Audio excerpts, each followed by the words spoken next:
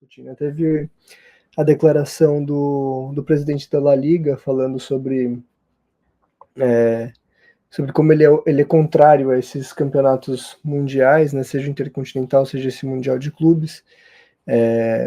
E basicamente fica muito claro na fala dele que é um gasto de dinheiro, né? Então o que seria um gasto de dinheiro? Você dar dinheiro a clubes que não são europeus, né? O que eles querem, né? Esses grandes nomões da política futebolística europeia, né? Eles querem um futebol europeu e só, né? E eles querem jogar europeu contra europeu e acabou. Para eles o futebol é europeu. E não tem nenhum pudor, né? Com qualquer. A gente sabe o quanto também questões políticas estão envolvidas, econômicas, né? A gente sabe que, por exemplo, hoje a Rússia não participa de nenhum tipo de campeonato da FIFA, né? O que por si só, para mim, seria motivo para a gente boicotar todo e qualquer campeonato da FIFA.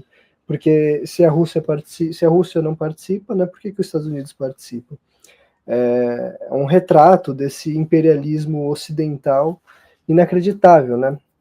Eu não sabia se ele vai ter culhão, se a FIFA vai ter culhão para ou a FIFA ou a Comissão Internacional de Esportes, né, olímpica, de barrar, por exemplo, Israel. Pois é, não vai? E não barrou, né? E os Estados Unidos mesmo, Estados Unidos com um monte de guerra ativa, no mesmo momento em que a Rússia estava com a guerra da Ucrânia, que no fundo é uma guerra entre Rússia e OTAN, né?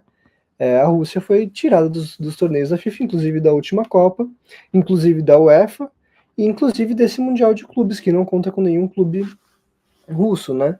Que poderia tranquilamente ter entrado, né? A gente sabe que o Zenit hoje é muito mais clube do que os clubes portugueses, né? Tem muito mais time do que os clubes portugueses.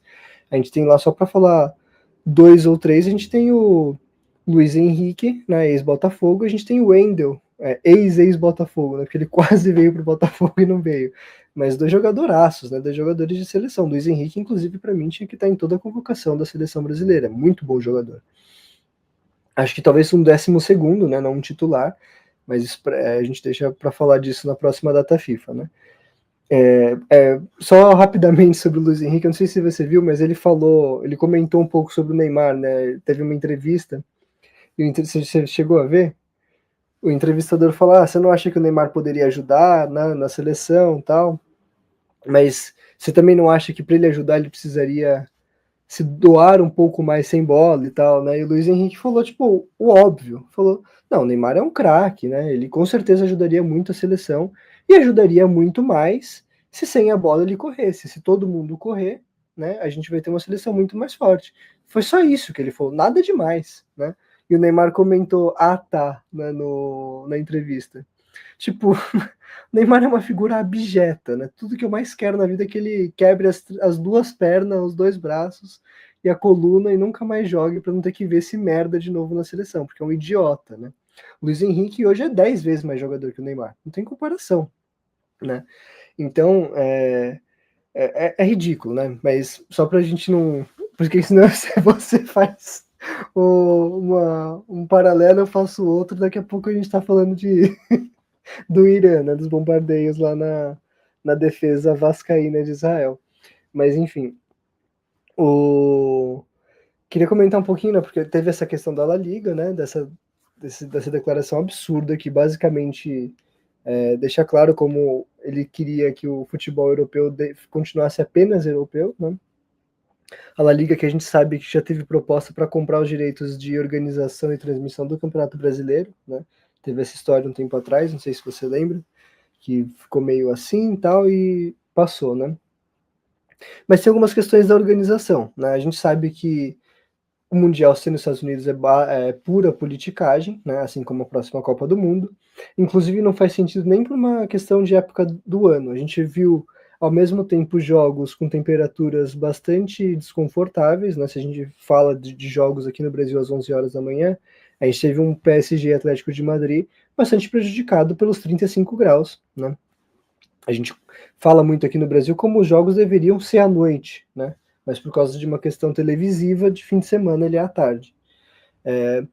E a gente viu nesse jogo que tá passando agora, o Mamelodi e o Sam, um jogo que teve 40 minutos de atraso, porque é época de terremoto nos Estados Unidos, sabe? além de tudo isso, né, dessas questões climáticas da época do ano, que não faz sentido ser nesse momento, você tem também a questão de que os Estados Unidos não é nem de longe um país que se interessa por futebol, além de ser um país isolado do resto do mundo, né? É um país que praticamente tem um continente seu. É o Canadá em cima dele que gosta ainda menos de futebol, e tem o México embaixo, que aí sim, né, um grande centro futebolístico. Mas todo o resto são viagens caras para os Estados Unidos. Tem questão de visto, e tem questão também da perseguição aos latinos dentro dos Estados Unidos, né? Muitos com medo de ir ao estádio por serem registrados nas câmeras e serem deportados dos Estados Unidos. Como resultado disso, a gente vê uma baixa no preço dos ingressos, uma baixa gigantesca, né? O Diego do Millennials, ele foi no jogo do Porto e Palmeiras, ele pagou $100 para ir no jogo. 2 dias antes do jogo estava $20 o ingresso. E tem se falado já em possibilidade de distribuição de ingressos. O jogo do Flamengo teve 25 mil pessoas, no estádio para 60 e poucas mil.